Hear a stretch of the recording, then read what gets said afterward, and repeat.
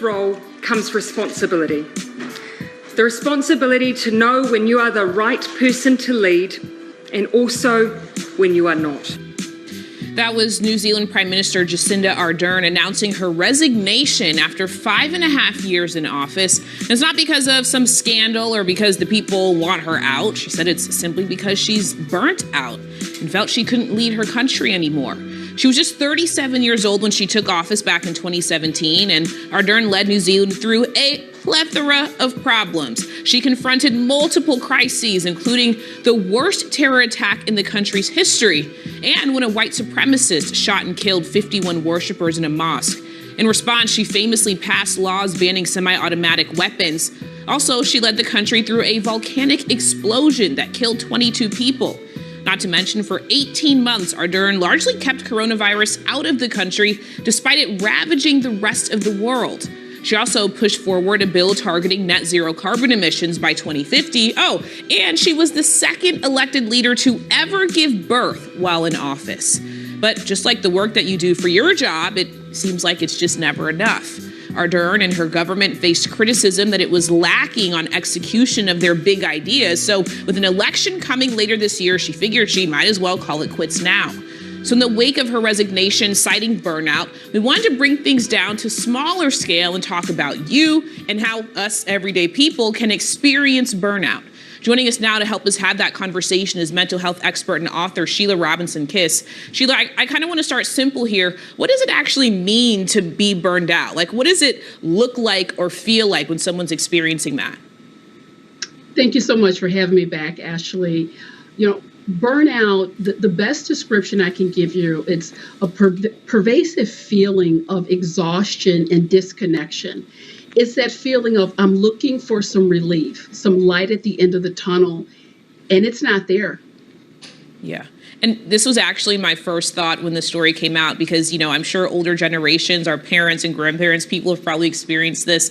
They would just say, well, suck it up. Life is hard sometimes, you know, and I wonder, what is the best way to know or evaluate that you should power through pressures and responsibilities?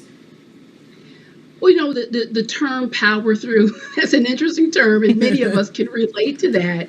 And what I like to say to folks, when you are doing kind of that internal assessment, am I burnt out? Do I need to pull back? Do I need to leave my career? What's going on? You have to look at this through the lens of how is this impacting me? You know, what are some of the signs and symptoms of burnout? You know, sleep deprivation, is this spilling over into my life? Am I distracted? Has my quality of life, has it been so impacted that I'm just no good across the board in terms of my efficiency, effectiveness, my quality of life? So you kind of have to ask yourself some questions. Yeah.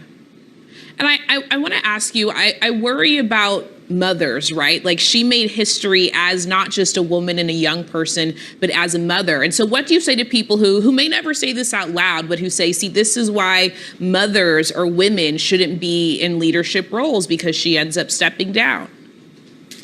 You know, yes, she was a woman. Yes, she was a mother. I see this as a decision separate and apart from all of that. This was about her humanity and her stepping up and saying, right now where I'm at, and that's a big job. And she didn't feel that she could be effective. What a sign of true leadership. And people really they are on social media, you know, pointing the finger, all those different factors. But I think we need to back away from that and look at the bigger picture. And the bigger picture is, what can we do proactively so that we don't allow a crisis point to begin to dictate priorities? Yeah. You know, so for where she was, I believe she did the right thing for her. But the bigger message here is burnout is something that if we get proactive and keep an eye on it and prioritize those pieces day to day, that maintenance, a lot of things can be avoided.